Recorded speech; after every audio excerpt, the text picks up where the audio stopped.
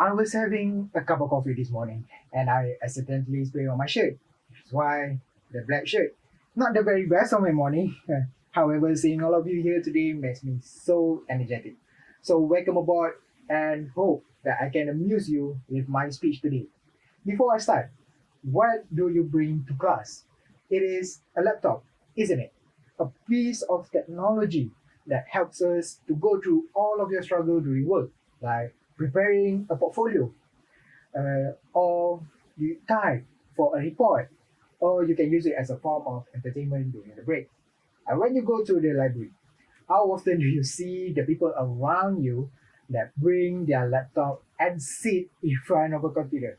Which doesn't make sense. But yeah, whether for personal enjoyment or for professional purposes. My fellow audience, I have seen a lot of debates going around on the internet of whether you should buy a laptop or a computer. I understand the dilemma the students that are going through as I am a student myself. That's why Adlan Danish Daruwis from English for Intercultural Communication, LG243, are here today to present to you between computers and laptops. I am here today to guide you by pointing out the three main components of my speech. Firstly, the similarities of both computers and laptops. Next, the differences between both of these machines. And lastly, specific types of users that will benefit the most out of these machines. As I am a student myself, the information that I will provide to you are facts from trustable sources, a few of which are computer info bits, geeks for geeks, and tech radar, which I think some of you might have heard of. So let's get started, shall we? Now, let's begin with the similarities between computers and laptops. One thing that all of us can agree on is the basic functionality of both of these machines. Based on an article from Geeks for Geeks in 2021, a computer is an electronic device that converts data into useful information. It interprets the input and produces the desired output in accordance with the user instruction. Ladies and gentlemen, it is easier to say that both computers and laptops help students and also employees to carry out specific tasks, such as writing a report or do some photo and video editing or a form for entertainment. In addition, both of these machines have same hardware components and software specifications. Honorable audience, please pay attention to figure 1 and figure 2 in the slideshow. The figures show the anatomy of both of these machines, in which both of these are powered by a CPU, which is a central processing unit, RAM, a random access memory, and a motherboard to put the pieces together, a storage device to save or to keep your files, and both machines need a visual unit in order to see the operating system. In terms of software, there are three common operating systems that you can easily recognize. First of which is Windows, that is owned by Microsoft Corporation, Linux, which is an open source operating system, and macOS, created and engineered by Apple. And that, ladies and gentlemen, is the similarities of computers and laptops. My fellow audience, let's continue with the differences between computers and laptops. The table shows the differences between laptops and computers provided by Geek for Geek. The most obvious differences that you can see are the sizes. Computers are generally larger and much more heavy than laptops.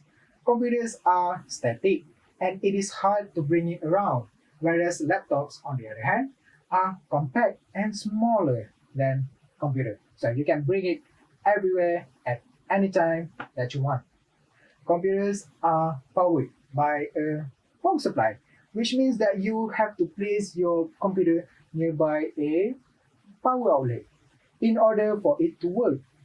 As for laptops, it is easier as it is because it is powered by a lithium ion battery and conducts less electricity than a computer.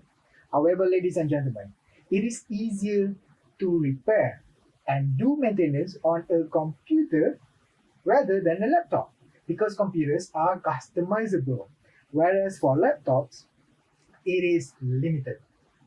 In terms of its price, laptops are generally more expensive than computers. It is surprising, but yet it is not. Because, based on an article by computerinfobits.com, which is a site affiliated with Amazon Corporation that specializes with computers and provide tutorials, quoted, the main reason laptops are more expensive than desktop is due to the development costs associated with creating the hardware components that is both compact and must perform similar to a desktop. End quote. Honorable attendees, these are the pros and cons that you should consider before purchasing either one of these machines. Ladies and gentlemen, with the previous comparison explained, let's move on to the final piece of the puzzle. Which machine you should consider purchasing to reap the highest benefit? Although a computer is much bigger than laptops in terms of its size, it can carry out some heavier tasks than laptops.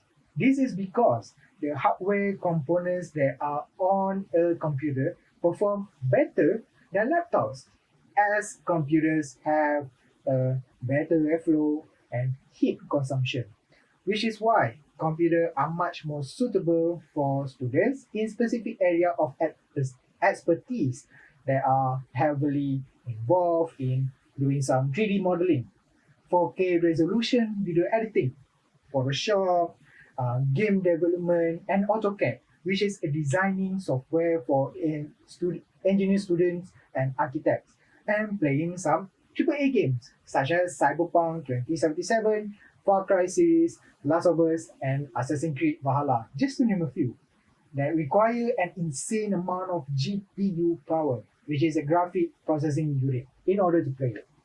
Even though there are some laptops that can do a similar task as this, the product will be much more expensive than a computer. For example, the latest gaming laptop by Asus is the ROG Zephyrus G40.